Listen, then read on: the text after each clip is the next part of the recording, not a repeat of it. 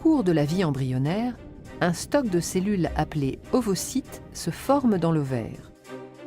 À partir de la puberté et jusqu'à la ménopause, un ovocyte est expulsé chaque mois par l'un des deux ovaires. Il est recueilli par le pavillon de la trompe et devient un ovule. L'ovulation est donc un phénomène cyclique, mais ne représente qu'une des nombreuses étapes du fonctionnement de l'ovaire. Pendant ce cycle ovarien, un autre organe change d'aspect, c'est l'utérus. Pendant les 5 premiers jours du cycle, sa muqueuse est évacuée. Ce sont les règles ou menstruations.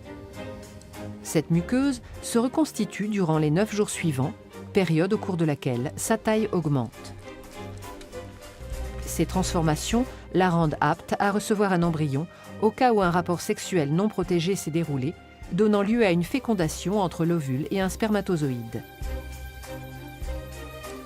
C'est le moment où une fécondation a le plus de chances de se produire et de donner lieu à une grossesse.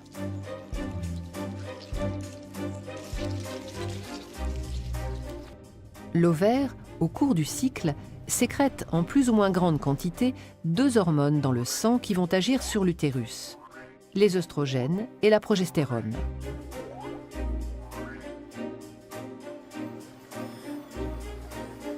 Au début du cycle, la concentration sanguine des 2 hormones est très faible.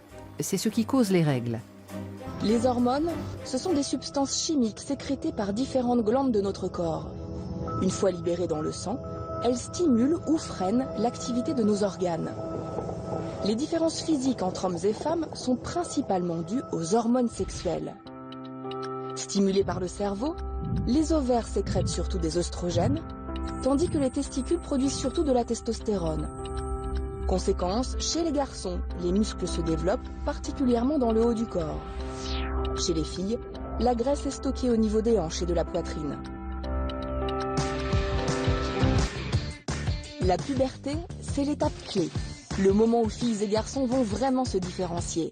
Des années durant lesquelles le corps et le cerveau vont se transformer de manière radicale. Tout commence par une cascade de réactions hormonales. Lorsque le corps atteint un certain poids, le tissu adipeux libère une hormone dans le sang, la leptine. Elle va se fixer sur des récepteurs de l'hypothalamus situés dans le cerveau.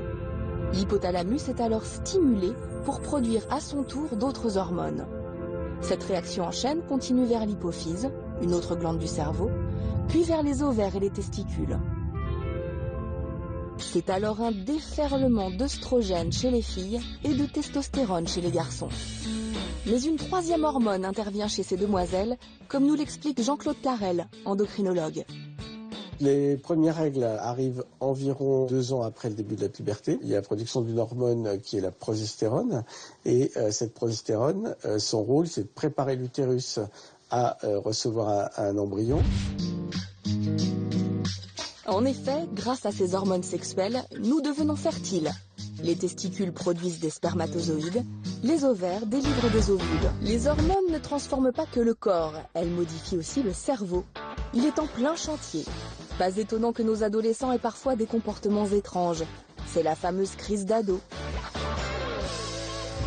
À cet âge-là, le cortex préfrontal, cette zone qui nous sert à contrôler nos impulsions, n'a pas complètement pris le contrôle du système limbique, le siège des émotions.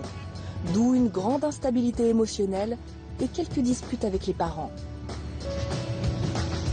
En parallèle, le cerveau poursuit sa maturation avec ce qu'on appelle l'élagage neuronal.